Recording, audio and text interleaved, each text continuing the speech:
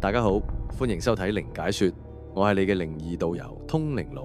無論你係靈異迷、奇案愛好者，定係單純想聽下都市傳說，今日都帶你深入香港最轟動、最詭異嘅奇案現場，揭開案件背後不為人知嘅靈異秘密。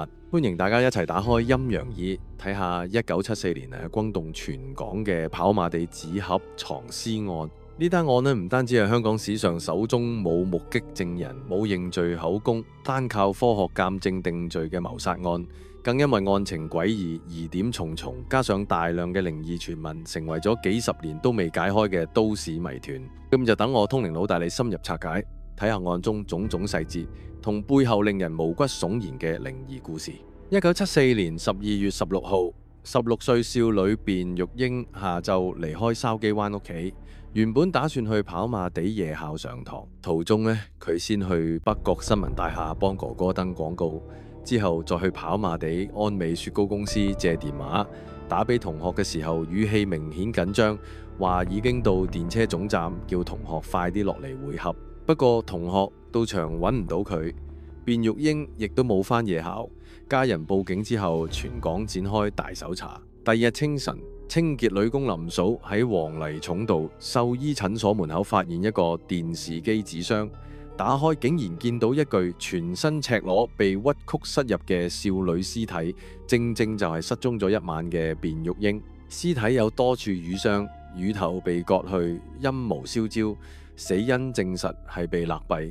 死前曾經被虐打，但係冇遭性侵。警方初步推斷，兇案極可能係附近發生，因為紙箱太大太重，無法用普通車輛運送。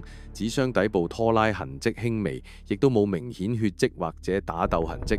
喺警方調查期間，最終鎖定安美雪糕公司員工歐陽炳強。關鍵證據包括死者指甲有同工場衣物纖維，屍體身上同工場裏邊發現相同紙屑、銅碎、電線膠皮等。工場裏邊亦都發現死者毛髮。歐陽炳強係案發當晚唯一當值員工，亦都有鎖匙。雖然佢一直否認犯案，但最終被判終身監禁。2002年假釋出獄。不過案中疑點極多，例如紙箱冇拖行痕跡、指紋不符、死者衣物失蹤、動機成謎。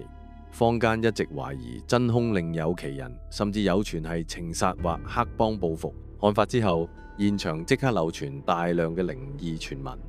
林嫂話當日開箱嘅時候背脊發冷、腳軟，仲聽到微弱喝聲。獸醫診所職員附近嘅居民多次凌晨就聽到少女淒厲哭泣聲。甚至都係有人就見過呢個白衣少女喺紙箱棄屍位徘徊，就影像一閃即逝。清潔工經過現場會突然頭暈、心跳加速。有人夢見少女向自己求救。貓狗夜晚會對住空氣狂吠，或者無故驚嚇逃跑。黃泥涌道一帶一度被稱為猛鬼街，唔少人夜晚都唔敢獨自經過。每逢案發週年，仍有人去現場獻花悼念，希望少女冤魂安息。跑馬地紙盒藏屍案至今仍然係香港最離奇、最陰森嘅都市傳說之一。雖然案件表面上有兇手判刑，但真相依然撲朔迷離。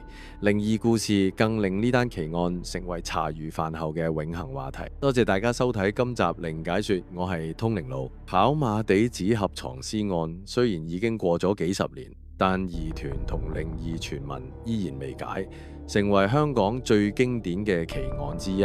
究竟真相係咪永遠都無人知？又或者冤魂會唔會繼續徘徊等一個公道？靈解說下次再同大家一齊穿梭陰陽，發掘更多都市傳說同奇案故事。你仲想知邊單香港奇案，定有咩靈異話題想我通靈佬講下？歡迎大家喺下邊留言同埋訂閱呢個頻道，撳埋個鐘仔。再見。